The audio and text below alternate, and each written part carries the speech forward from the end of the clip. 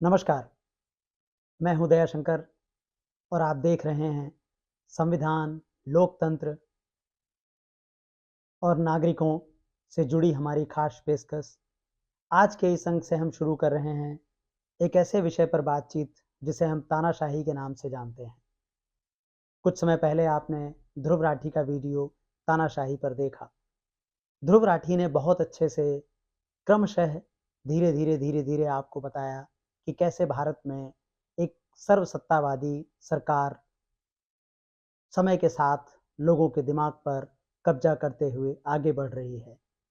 ध्रुव राठी के वीडियो पर बहुत सारी प्रतिक्रियाएं आई हैं। लगभग 1 करोड़ से ज़्यादा लोग उस वीडियो को देख चुके हैं और अपनी बात अलग-अलग तरीके से रख रहे हैं। इसके बाद भी एक नागरिक समाज ऐसा है, बड़ी संख्या में ऐसे लोगों की मौजूदगी है जो इसका प्रतिवाद कर रहे हैं, जिनको लगता है कि अभी तानाशाही बहुत दूर है और भारत लोकतंत्र है। उन सभी दर्शकों के दिमागों से वो जाले साफ करने के लिए एक विनम्र कोशिश है तानाशाही की यह श्रृंखला, जिसे हम तानाशाही एपिसोड्स में धीरे-धीरे बताने की कोशिश करेंगे।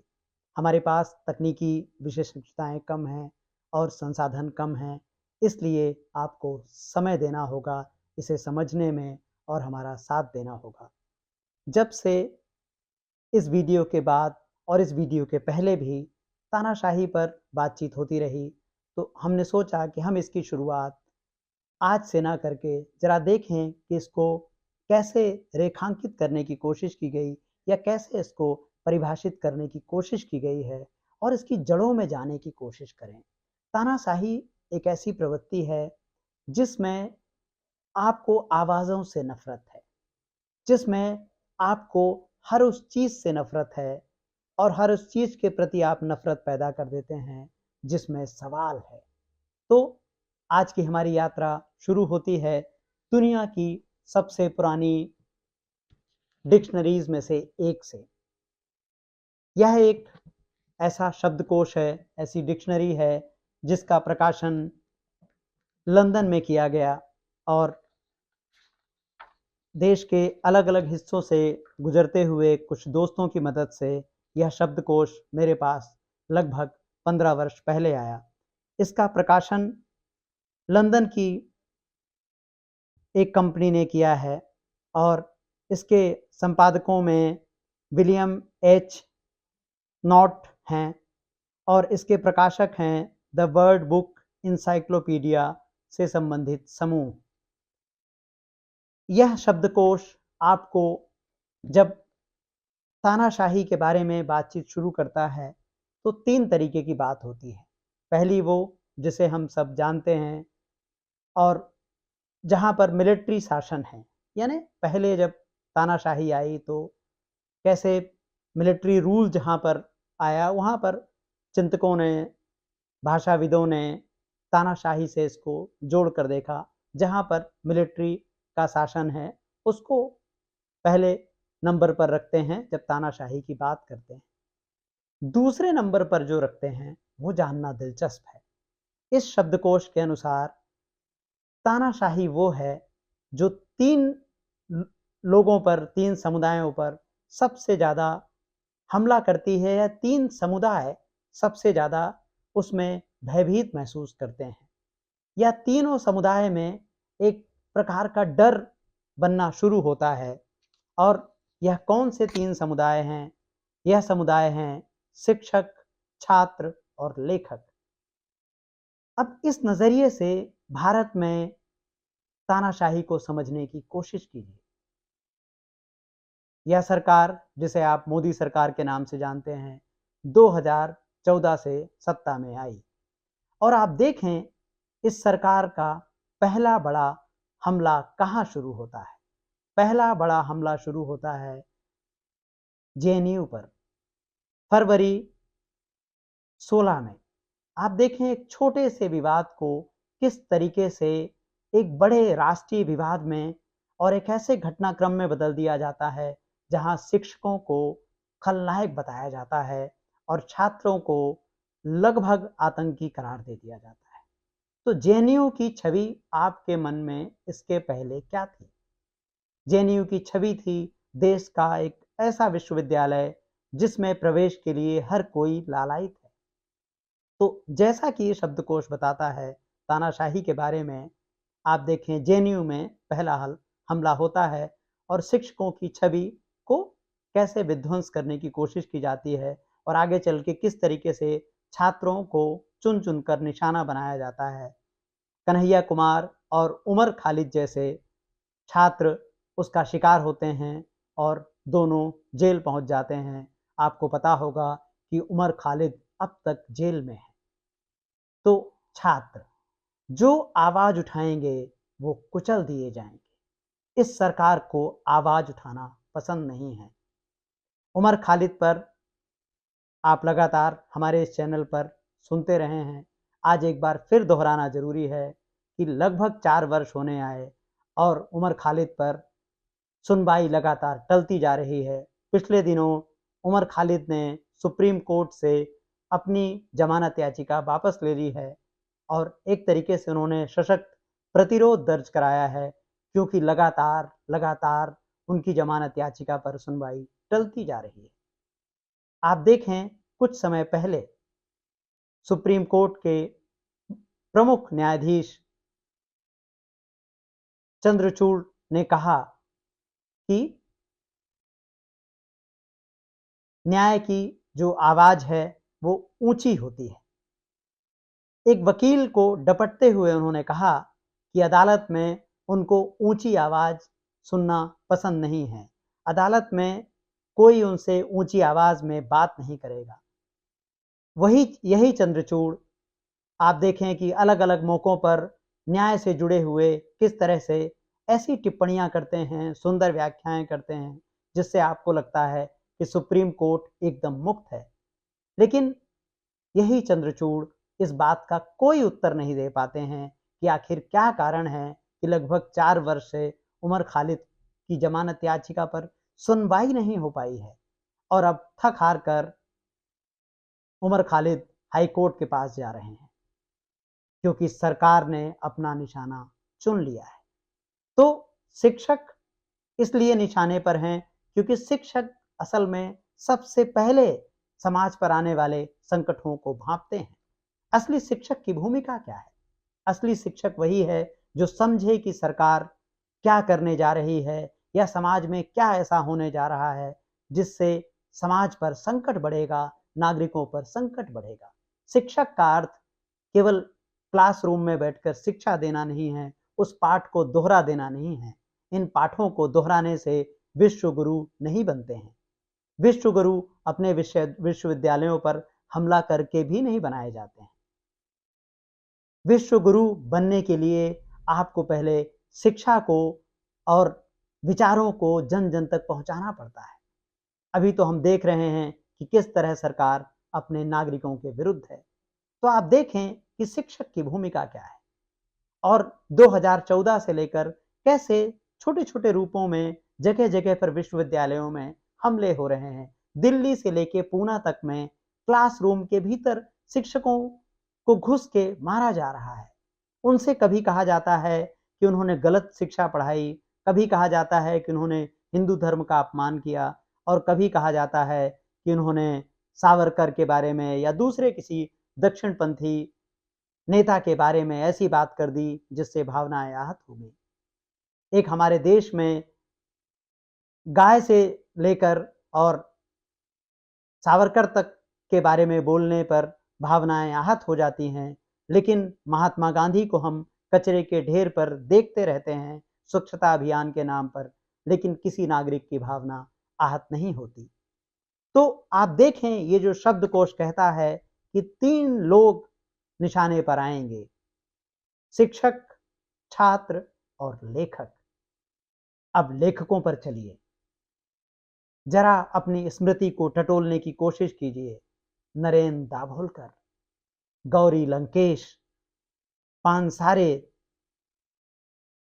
साईं बाबा, स्टेन स्वामी और सिद्दीकी कप्पन। इसमें से जो आपको नाम गिनाए गए, सभी परंपरागत अर्थ में लेखक नहीं हैं। दाभोलकर लेखक हैं लेकिन विचारक हैं, और लेखक विचारक दोनों हैं। गौरी लंकेश लेखक, पत्रकार, पानसारे, यह सभी लोग समाज में सांप्रदायिकता, कुरीतियों, अंधविश्वास के विरुद्ध सतत युद्ध में हैं, सतत संघर्ष कर रहे हैं। तो सरकार के निशाने पर पहले यही लोग आते हैं। एक ऐसी सरकार जो अपने ही प्रबुद्ध नागरिकों की हत्यारों को खोज नहीं पाती है। एक सरकार जो गौरी लंकेश की हत्या के बाद किस तरह की प्रतिक्रियाएं आती हैं, आप जरा देखिए। किस तरह से यह ठहराया जाता है कि गौरी लंकेश की हत्या करना सही है। दाभोलकर पर कोई कार्यवाही नहीं होती है, धीमे धीमे होती है जब विरोध होता है नागरिकों की ओर से। उमर खालिद का जिक्र हमने पहले किया। दिल्ली यूनिवर्सिटी के प्रोफेसर साईं बाबा, जीएन साईं बाबा, जो 90% विकलांग हैं, कल उनको उनकी याचिका पर फैसला आया है और उनको रिहा करने का आदेश आया है। आप देखें, प्रोफेसर साईं बाबा जो 90% विकलांग हैं, जो उठ भी नहीं सकते, जो खुद से पानी नहीं पी सकते, खुद से शौच के लिए नहीं जा सकते, 10 वर्षों से जेल में हैं। उनको एक प्लास्टिक की पानी पीने की बोतल के लिए 4-4 दिन इंतजार करना पड़ता है। एक ऐसा व्यक्ति जो इस तरह से विकलांगता का सामना कर रहा है और देश के इतने बड़े विश्वविद्यालय में शिक्षक था, उसके साथ हमारी सत्ता कैसा व्यवहार करती है।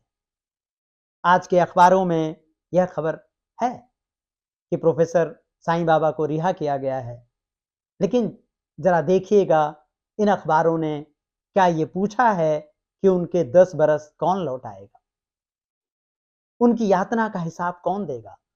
ये जो झूठे आरोप लगाकर पहले जेल में ठूस देना है और फिर बाहर आ जाने पर कह देना है कि यह लोकतंत्र की जीत है, ये कैसी जीत है। यह एक ऐसी सजा में नागरिकों को पीसना है, नागरिकों को पेरना है, जहां उनका आत्मविश्वास बुरी तरह से टूट जाए, जहां वो सवाल उठाने से पहले सोचें, डर जाएं। ये तानाशाही है कि आपके मन में विरोध का ख्याल ही दम तोड़ दे। तानाशाही अब उस अर्थ में कभी नहीं आएगी जहां पर आपको सीधे सीधे शारीरिक तौर पर प्रताड़ना दी जाए। तानाशाही आपके विचारों में डर पैदा करना है। तानाशाही है कि आपके मन में विचलन न कहीं आने पाए, आपके मन में कहीं सत्ता के प्रति निरादर न आने पाए। जैसे ही आपके मन में सत्ता के प्रति निरादर आएगा, आप तुरंत अदालतों के माध्यम से, तुरंत किसी न किसी आरोपों के माध्यम से जेल के पीछे डाल दिए जाए। अब यह नहीं है कि पुलिस उठा कर ले जाएगी और कहीं खबर आएगी कि आपको उठा लिया गया। ये अत्याचार अब बंद हो जाएंगे। अब एक मुकदमा आपके ऊपर लगा दिया जाएगा, जैसे साईं बाबा के ऊपर एक मुकदमा गढ़ दिया गया, माओवादियों से उनका संबंध बता दिया गया और 10 बरस तक वो लड़ाई लड़ते रहे। जब एक नागरिक ये सब पढ़ता है तो अंदर से वो दहल जाता है। एक वीडियो बनाते वक्त, एक ट्विटर पर सरकार के विरुद्ध में कुछ लिखते हुए, फेसबुक पर 2 लाइनें लिखते हुए 4 बार उसके हाथ कांपते हैं, 4 बार परिवार के लोग बोलते हैं कि यह क्या लिख रहे हो। तानाशाही इसको कहते हैं। आप जानते हैं कि सरकार ने किस तरह से सोशल मीडिया के सभी प्लेटफॉर्म पर अपना लगभग कब्जा कर लिया है। किसान आंदोलन चल रहा है, लेकिन आप किसानों से संबंधित चीजें फेसबुक पर नहीं डाल सकते, इंस्टाग्राम पर नहीं डाल सकते। मनदीप पूनिया जैसे पत्रकार, जिन्होंने किसानों से जुड़े मामले में लगातार शानदार रिपोर्टिंग की, 3 कृषि कानूनों के समय भी और इस वक्त भी हरियाणा और पंजाब से वो रिपोर्ट कर रहे थे, लेकिन उनके सभी अकाउंट ट्विटर, फेसबुक, इंस्टाग्राम को सरकार ने डिलीट कर दिया, या आप उनको कहें कि उनका प्रसारण रद्द कर दिया गया। उन्होंने जिन दूसरे ट्विटर अकाउंट की मदद से अपनी बात पहुंचाने की कोशिश की, उनको भी रद्द कर दिया गया है या उनको भी आप तक पहुंचने से रोक दिया गया है। तानाशाही खुलकर नहीं बताएगी, तानाशाही सामने आकर नहीं कहेगी। अगर ऐसा होता तो सरकार एक सूचना जारी करती और कहती कि हम इनका प्रसारण रोक रहे हैं। तो ये जो शब्दकोश में जो 3 बातें बताई गई, वो आपसे इसलिए यहाँ पर हमने शुरुआत में रखी ताकि आप ये समझ पाएँ कि जो ये तानाशाही की प्रवृत्ति है, जो नागरिकों के भीतर डर पैदा करना है, ये कहाँ से शुरू किया जाता है और कैसे धीरे-धीरे आपका आत्मविश्वास खत्म किया जाता है। जनता इस पूरे विमर्श में कहीं नहीं है, केवल राजा ही राजा है। अब आते हैं राजा और प्रधानमंत्री पर। भारत 1947 में आज़ाद हुआ और हमारा संविधान बना और 1952 में हम सब नागरिक बने। हमने प्रजा से नागरिक बनने के लिए शताब्दियों संघर्ष किया है। प्रजा के पास अधिकार नहीं होता है, प्रजा के पास केवल याचना होती है। आप पुराने धारावाहिक सुनते हैं, पुराने ग्रंथों को पढ़ते हैं, तो उसमें यही बार बार जिक्र आता है कि प्रजा अपनी याचना लेकर के राजा के पास गई। राजा के पास वक्त हुआ तो उसने बात सुन ली, नहीं तो उसने लौटा दिया। हमें नागरिक बनना है। बाबा साहब अंबेडकर, नेहरू, गांधी, इनकी लड़ाई से, इनके संघर्षों से हम प्रजा से मुक्त होकर नागरिक बने। आजाद होने से कहीं कीमती है और उतना ही कीमती है हमारा नागरिक होना। नागरिक का अर्थ क्या है? नागरिक का अर्थ है अपने अधिकारों की चेतना के प्रति सजगता। प्रजा और राजा का संबंध ऐसा नहीं है, क्योंकि राजा को देवता बताया गया है। तो देवता से आप याचना करेंगे तभी आपको अधिकार मिलेगा, और वहां अधिकार राजा के विवेक पर निर्भर करता है। लेकिन लोकतंत्र में ऐसा नहीं है। लोकतंत्र केवल प्रधानमंत्री के विवेक से नहीं चलता है। लोकतंत्र नागरिकों की सजगता और नागरिकों के विवेक से चलता है। तो अब समझने की कोशिश कीजिए कि यह जो आप देख रहे हैं सिलसिला लगातार आपको नागरिक बनने की ओर, नागरिक से प्रजा बनाने की ओर जो कोशिशें की जा रही हैं, वो कोशिशें कहां से शुरू हुई? अभी आप जो देख रहे हैं वो आप सीधे सीधे चरम बिंदु को देख रहे हैं कि कैसे अत्याचार एकदम एक्सट्रीम पर है। लेकिन इसके लिए आपको समझना पड़ेगा कि ये सब सिलसिले कैसे शुरू हुए और कैसे नागरिकों ने सही समय पर दखल नहीं दिया। ये सिलसिला शुरू होता है 2002 से। जी हां, गुजरात से। अगर आप प्रधानमंत्री मोदी को समझना चाहते हैं, अगर आप प्रधानमंत्री मोदी की राजनीति को समझना चाहते हैं, अगर आप तानाशाही को सिलसिलेवार तरीके से समझना चाहते हैं, तो आपको गुजरात चलना होगा। आपको मैं 2002 में ले जाता हूं। यह यात्रा थोड़ी लंबी है, थोड़ी मुश्किल है, लेकिन अगर आप अपने नागरिक होने के दायित्वों के प्रति सजग हैं, अगर आप लोकतंत्र के हिमायती हैं, अगर आप संविधान से प्रेम करते हैं, उसको सर्वोच्च मानते हैं, तो आपको इस यात्रा पर जाना होगा। आपको सजग रहना होगा ऐसे लोगों से जो कभी अपने आप को पत्रकार कहलाने पर गर्व महसूस करते थे और जिन्होंने प्रतिरोध करना पसंद किया, लेकिन पिछले 10 वर्षों में एक-एक करके उन्होंने आत्मसमर्पण कर दिया। और वही तमाम लोग इस समय मोदी सरकार के गुणगान में लगे हैं। वो भ्रमित करते हैं आपको और हमेशा ऐसे तर्क आपके सामने लेकर के आएंगे जिनसे आपको लगेगा कि नहीं, जो विरोध कर रहे हैं असल में वे मूर्ख हैं, जो विरोध कर रहे हैं असल में वे देशद्रोही हैं। 2002 में चलने से पहले एक छोटी सी और जरूरी बात, एक मनोविज्ञान के शिक्षक जो बात कहते हैं उससे मैं अपनी बात शुरू करता हूं और मनोवैज्ञानिकों ने इसकी ओर लगातार ध्यान दिलाया है। इसे हम कहते हैं स्टॉकहोम सिंड्रोम। 1973 में स्टॉकहोम सिंड्रोम पर स्वीडन के एक अपराध विज्ञानी निल्स बेजरोट ने थ्योरी दी। इनकी थ्योरी बताती है कि कैसे जो आपको कष्ट देने वाला व्यक्ति है, जो आपको बंधक बना रहा है, जो आपकी चेतना का अपहरण कर रहा है, कुल मिला के जिसने आपको बंदी बनाया, कैसे रणनीति पूर्वक ऐसी स्थितियां वो पैदा करता है कि आपको बंदी बनाने वाले से प्यार हो जाता है। सुनने में अजीब लगता है, जिसने हमको बंदी बनाया उससे हमें प्यार हो जाए। यही खेल है। सारे तानाशाह इसमें माहिर होते हैं। एक तरफ वो आपकी आर्थिक स्थिति, सामाजिक स्थिति, राजनीतिक स्थिति का पतन करते जाएंगे और दूसरी तरफ आप उनके प्यार में पागल होते जाएंगे। प्यार, सहानुभूति, समानुभूति और आपकी रक्षा करने का झूठा दंभ वह लगातार पैदा करते जाएंगे और इस तरह से जिसने आपका अपहरण किया है, आप उसके प्यार में पड़ते चले जाएंगे। जरा सोच करके देखिए कि क्या यही इस देश में नहीं हो रहा है। अब आते हैं 2002 पर। 2002 में आप अपनी स्मृति के पन्नों को पलटिए।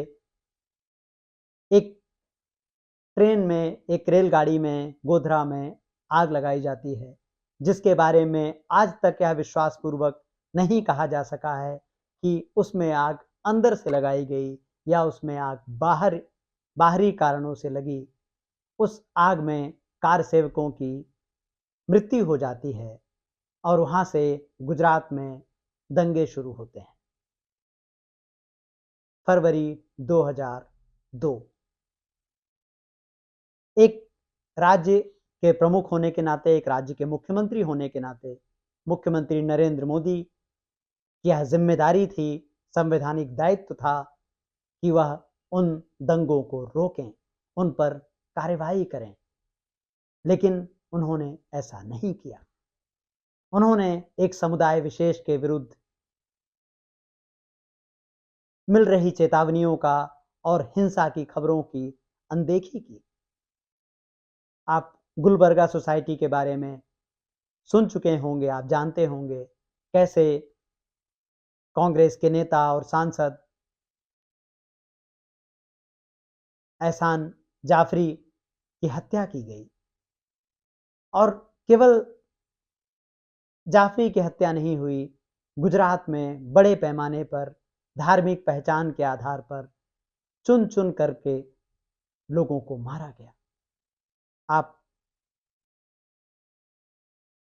नरेंद्र मोदी के भाषण सुनिए, उनकी टिप्पणियां सुनिए और मीडिया के बारे में उनकी बात सुनिए। वो कह रहे हैं कि मैं मीडिया को ठीक तरीके से मैनेज नहीं कर पाया, जबकि गुजरात के सारे अखबारों ने उनका साथ दिया। सारे अखबारों ने सांप्रदायिकता को बढ़ाने में, दंगों को बढ़ाने में अपनी भूमिका लगातार निभाई। कुछ अपवाद हमेशा होते हैं, लेकिन अपवादों से देश और समाज नहीं चलते हैं। आपको याद होगा कि उस समय के प्रधानमंत्री अटल बिहारी वाजपेयी ने कहा था कि मोदी को राजधर्म का पालन करना चाहिए, और कैसे सार्वजनिक रूप से नरेंद्र मोदी ने इसका उत्तर दिया था, जिस उत्तर में यह छुपा हुआ था कि मुझे जो करना है मैं वही करूंगा, क्योंकि उनको आरएसएस का खुला समर्थन था। आज जिन लाल कृष्ण आडवाणी के जिक्र के साथ बहुत सारे लोगों को लगता है कि उनके साथ प्रधानमंत्री ने न्याय नहीं किया, उनको संभवतः राष्ट्रपति बनाया जाना चाहिए था। अभी उनको भारत रत्न दिया गया है। यह वही लाल कृष्ण आडवाणी हैं जिन्होंने उस वक्त अटल बिहारी वाजपेयी को किसी तरह इस बात के लिए राजी किया कि नरेंद्र मोदी पर कोई कार्यवाही ना हो और उनको मुख्यमंत्री के पद पर बने रहने दिया जाए। संभव है तब लाल कृष्ण आडवाणी को इस बात का अंदाजा ना रहा हो, अंदाजा रहा भी हो तो हम इस बारे में कुछ नहीं कह सकते, क्योंकि आडवाणी और नरेंद्र मोदी दोनों स्वयं सेवक हैं। स्वयं सेवक होना बहुत महत्वपूर्ण बात है। आप जानते हैं 1925 में आरएसएस की स्थापना की गई थी। वही आरएसएस जो आज अपने को देशभक्ति, संस्कृति और हिंदू राष्ट्र का सबसे बड़ा समर्थक, रक्षक बताते नहीं थकता है, भारत का सिपाही बताते नहीं थकता है, इसने देश की आज़ादी की लड़ाई में कोई भूमिका नहीं निभाई। इस बारे में स्पष्ट प्रमाण हैं। हम आने वाले एपिसोड में इसकी चर्चा करेंगे और देखेंगे कि सरदार पटेल क्या कह रहे थे। सरदार पटेल की बात इसलिए क्योंकि सरदार पटेल की सबसे ऊंची प्रतिमा भारत में गुजरात में है और उनके नाम का उपयोग सबसे ज़्यादा प्रधानमंत्री और बीजेपी संविधान और लोकतंत्र पर हमला करने के लिए इस्तेमाल करते हैं। तो आप समझने की कोशिश कीजिए कि जो कुछ आज देश में हो रहा है, कैसे 2002 में यह सब शुरू हुआ। 2002 में किस तरह के भाषण सामने आ रहे थे उस समय के मुख्यमंत्री नरेंद्र मोदी और अमित शाह के, जो कि गुजरात के गृह मंत्री थे। उनके भाषणों की अगर आप विवेचना करें, उनके भाषणों के जो लिंक गूगल पर मौजूद हैं और कुछ वेबसाइट्स पर मौजूद हैं, उनको देखने की कोशिश करिए और समझने की कोशिश करिए कि कैसे उन्होंने रणनीति पूर्वक संविधान को अनदेखा किया, कैसे उन्होंने कानूनों की अवहेलना की, कैसे उन्होंने कहा कि हम गुस्से को ठंडा करने का समय दे रहे थे। उनके भाषण, उनके ऑडियो क्लिप बीच बीच में हमारे सामने आते रहते हैं। आपको बीबीसी की एक डॉक्यूमेंट्री का भी ख्याल होगा जिस पर भारत सरकार ने बैन लगा दिया गया था, और इस डॉक्यूमेंट्री में बताया गया था कि कैसे चुन चुनकर धार्मिक पहचान के आधार पर गुजरात में नागरिकों की हत्याएं की गई।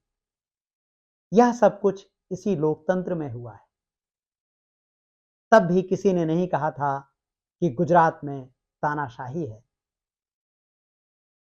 लेकिन लोकतंत्र में जो छोटे रास्ते थे, कैसे जब केंद्र में आपकी सरकार हो और राज्य में भी आपकी सरकार हो तो कैसे आप बचे रह सकते हैं इतनी बड़ी बड़ी गलतियां करने के बावजूद। इस पूरे घटनाक्रम में महत्वपूर्ण है लाल कृष्ण आडवाणी और अटल बिहारी वाजपेयी की भूमिका। अगर वे सचमुच में लोकतांत्रिक और संवैधानिक महत्व को सबसे पहले रखते, अगर वे लोकतंत्र और संविधान के सच्चे हिमायती होते, तो कभी भी मुख्यमंत्री नरेंद्र मोदी का पद पर बने रहना संभव नहीं हो पाता। इस गोधरा हत्याकांड के बाद हुई गुजरात में हिंसा में नरेंद्र मोदी को क्लीन चिट देने वाले यह दोनों नेताओं को लोकतंत्र हमेशा हमेशा अपराधी की नजर से ही देखेगा। लेकिन इसके बारे में आपको कहीं लेख नहीं मिलेंगे, इसके बारे में कोई आपको विवेचना नहीं मिलेगी, इसके बारे में आपको कोई नजरिया नहीं मिलेगा। क्यों नहीं मिलेगा? क्योंकि बीते 10 वर्षों में मीडिया पर मोदी सरकार का संपूर्ण कब्जा है। आप 10 वर्षों में एक अखबार उठाकर दिखाइए और बताइए कि अखबार सवाल कर रहा है, टेलीविजन सवाल कर रहा है, और जिस किसी ने सवाल करने की कोशिश की, आप देखें कि अगले कुछ महीनों में उसके साथ क्या हुआ, और जब उसके साथ वो हो गया तो उसकी आवाज हमेशा के लिए बंद कर दी गई। इसलिए 2002 से जो सिलसिले शुरू हुए और गुजरात में कैसे धीमे धीमे धीमे धीमे राज्य को प्रमुख कर दिया गया, लोकतंत्र और संविधान को पीछे कर दिया गया। गुजरात में मीडिया का अर्थ है सरकार। वहां सरकार जो कहती है वही सच होता है। सरकार ने कहा हाँ, मीडिया ने कहा हाँ, सरकार ने कहा ना, मीडिया ने कहा ना। वही संस्कृति, वही राजनीति के तौर तरीके 2014 में दिल्ली आ गए और आज का जो मीडिया है वह उसके बाद गुजराती मीडिया हो गया। तो कैसे हिंदुस्तान का वो मीडिया जिसे हमने यूपीए के 10 वर्षों में सबसे ज्यादा मुखर देखा था, आंदोलनों को कवर करते हुए देखा था। याद कीजिए जंतर मंतर, याद कीजिए रामलीला मैदान पर सरकार के विरोध में चलने वाले प्रदर्शन, और उसमें उछल उछल कर एंकरिंग करते और सरकार के कथित भ्रष्टाचारों को उजागर करता टेलीविजन। यह सारे के सारे भ्रष्टाचार के मामले आगे चलकर खत्म हो गए। उस आरोप लगाने वालों ने माफी मांगी, विनोद राय ने माफी मांगी, जो 0.0000 के विशेषज्ञ हैं। इन चीजों पर बात करना कितना मुश्किल है, इसका अंदाजा आपको मेरी किताब से भी मिलेगा। वही किताब जिसके बारे में आप सोशल मीडिया पर लगातार देख रहे हैं। इस किताब में मोदी सरकार के 10 वर्षों का पूरा हिसाब है। इसलिए जैसे ही मैंने अपनी कंपनी को सूचित किया कि यह किताब पर मैं काम कर रहा हूं और शीघ्र ही यह किताब आ जाएगी, उन्होंने मुझे कहा पहले इस्तीफा फिर किताब। और आपके इस छोटे से पत्रकार ने इस्तीफा देना स्वीकार किया, क्योंकि ये लड़ने का वक्त है। यह चुप रहने का समय नहीं है, यह खड़े होने का वक्त है। हम जो भी हैं, हम जैसे भी हैं, हमें लड़ना होगा। हमारे लड़े बिना लोकतंत्र खत्म हो जाएगा, मीडिया खत्म हो जाएगा। तो अब समझने की कोशिश कीजिए कि ये जो मीडिया मुखर था, जो लगातार बोलता था, जो आंदोलनों का कवरेज करता था, आगे बढ़ने से पहले आपको याद करनी चाहिए कि कैसे एक आखिरी प्रेस कॉन्फ्रेंस कौन सी थी, प्रधानमंत्री की आखिरी प्रेस कॉन्फ्रेंस कौन सी थी। आप बहुत जोर लगाकर सोच लें, बार बार सोच लें, लेकिन आपको कुछ याद नहीं आता है, क्योंकि प्रधानमंत्री ने कोई प्रेस कॉन्फ्रेंस नहीं की। इस देश में प्रधानमंत्री के रूप में आखिरी press conference doctor Manmohan Singh ने की थी, जिसमें आप देखिए कि कैसे सवालों के जवाब दिए गए थे। और डेमोक्रेसी के लिए, लोकतंत्र के लिए इससे दुखद क्या हो सकता है कि जिन पत्रकारों ने प्रधानमंत्री डॉक्टर मनमोहन सिंह से सवाल किए थे, गुस्से में भी किए थे कुछ लोगों ने, बल्कि ज्यादातर लोगों ने वो सवाल ही किए थे जो करने चाहिए किसी प्रधानमंत्री से, जिसको हम दुनिया भर में सराहते हैं, जिसकी सराहना करते हैं। वो सारे पत्रकार पिछले 10 वर्षों में प्रधानमंत्री मोदी की आरती कर रहे हैं, उनकी प्रार्थना कर रहे हैं, लगातार उनके ऊपर चालीसा और ग्रंथ पुराण लिख रहे हैं। और एक पत्रकार को ये इजाजत नहीं है कि वह मोदी सरकार के कामकाज का हिसाब कर सके, उस पर कोई आलोचनात्मक टिप्पणी कर सके, विपक्ष के कामकाज पर कोई बात कर सके। तो 10 वर्षों से मीडिया क्या कर रहा है? 10 वर्षों से मीडिया भारत में सर्वसत्तावादी सरकार की स्थापना में रोज रोज नई ईंट लगा रहा है, नींव के पत्थर डालते जा रहा है, जिससे ये नींव मजबूत होती जा रही है, और बल्कि नींव मजबूत होकर इमारत बन गई है। मीडिया के साथ मिलकर सरकार ने लोगों के दिमाग को जीत लिया है। तानाशाही अब वैसे नहीं चलेगी जैसे तानाशाही आपके दिमागों में है। वो तानाशाही के दौर खत्म हो गए हैं। आपने तानाशाही की जैसे ही हम बात करते हैं तो आपके दिमाग में हिटलर, मुसोलिनी, स्टालिन की आपको याद आती है। आपको उनके अत्याचार याद आते हैं। खास तौर पर हिटलर आपके दिमाग में आता है। कैसे वो कैंप लगाता था, कैसे वो नागरिकों को की सार्वजनिक रूप से हत्याएं कराता था। वो दौर अब कभी नहीं आएंगे क्योंकि वो तरीके पुराने हो गए हैं।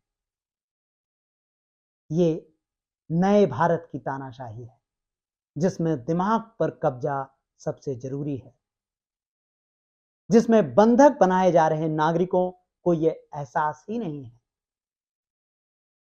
मोदी और उनके सहयोगियों ने बहुत चतुराई से पहले अपने मन के मुताबिक जनता का निर्माण किया है। एक ऐसी जनता जो ये जानते हुए कि झूठ है लेकिन सरकार के पक्ष में खड़ी हुई लगातार हमें दिख रही है। इसलिए मोदी को हराना आने वाले समय में लगातार मुश्किल होता जा रहा है क्योंकि जनता के मन पर, जनता के विवेक पर मोदी ने कब्जा कर लिया है।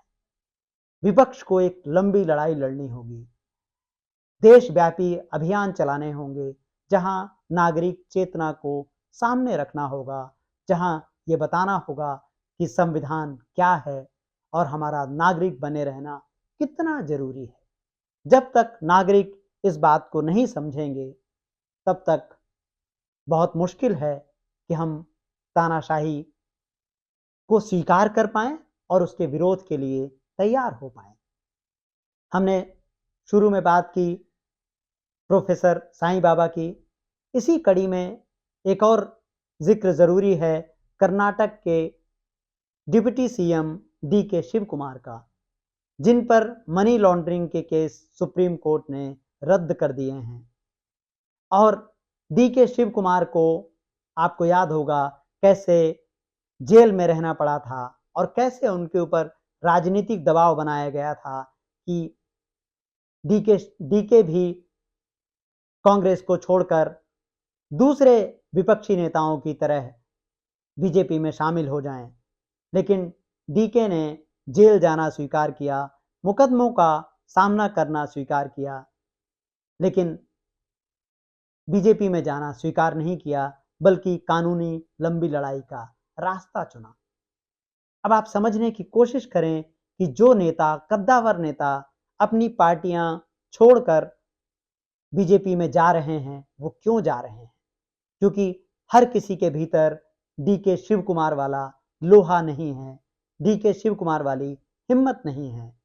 आप देखें कि कांग्रेस के मुख्यमंत्रियों के भीतर किस तरह का डर है। अशोक चौहान जैसे लोग जो मुख्यमंत्री रहे, सांसद रहे, बार बार रहे, कैसे इस कानूनी शिकंजे से टूट जाते हैं। गुजरात में आपने देखा कि कैसे वहां विपक्ष के नेता रहे, भारतीय जनता पार्टी में शामिल हो रहे हैं। महाराष्ट्र, झारखंड, गुजरात, मध्य प्रदेश, सभी जगह पर किस तरह का शिकंजा कसा जा रहा है। लेकिन आप देखें कि नागरिकों की तरफ से कैसी इसकी प्रतिक्रिया आ रही है, क्योंकि नागरिक कहीं ना कहीं उस वशीकरण के वश में हैं जिसका हमने जिक्र किया कि जो उनकी चेतना का हरण कर रहा है, उसके जादू से, उसके उसके उन छद्म राजनीति को तोड़ नहीं पा रहे हैं। इसको कैसे तोड़ा जाए, इसको कैसे समझा जाए, इस पर हम अगले आने वाले एपिसोड पर बात करेंगे और समझने की कोशिश करेंगे कि कैसे नागरिकों की भूमिका सबसे महत्वपूर्ण है। और आपको यह बात ध्यान रखनी होगी कि इस वक्त सरकार के अलावा सभी सरकार के निशाने पर है। केवल सरकार ही है जो निशाने पर नहीं है। इसका अर्थ हुआ कि सब कुछ सरकार के नियंत्रण में है। आप पर सतत निगरानी की जा रही है।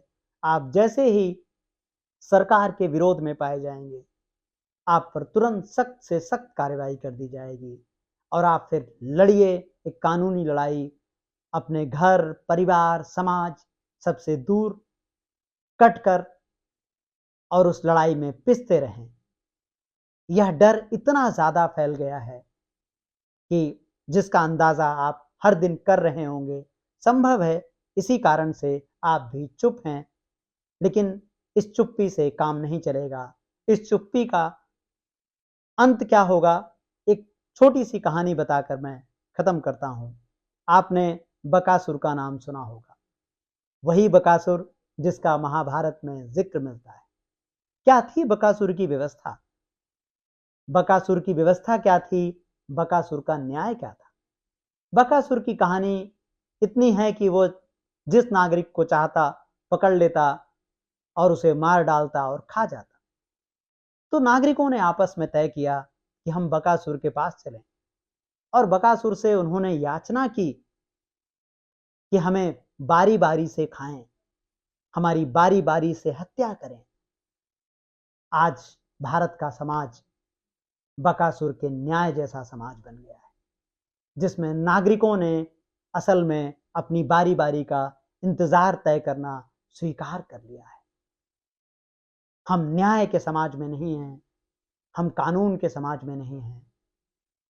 हम बकासुर की दया पर आधारित समाज बन गए हैं। इस समाज से लड़ने का लोहा हमें अपने भीतर तैयार करना होगा, अपने भीतर हिम्मत तैयार करनी होगी। आज के एपिसोड में इतना ही। अगले एपिसोड में हम बात करेंगे कि आखिर रास्ते कैसे बनेंगे, आखिर गांधी की विरासत क्या है, आखिर नेहरू की विरासत क्या है, आखिर अंबेडकर ने क्या कहा है तानाशाही के बारे में, इस भक्ति के बारे में, जिस पर आप देख रहे हैं कि बड़ी संख्या में भाजपा कार्यकर्ता, बजरंग दल के कार्यकर्ता और बल्कि अब तो विधायक भी लोहा लाट हुए जा रहे हैं। तो हमें इजाज़त दीजिए और अगले अंक की प्रतीक्षा कीजिए। इस वीडियो को लाइक करें, सब्सक्राइब करें, नागरिक बनें।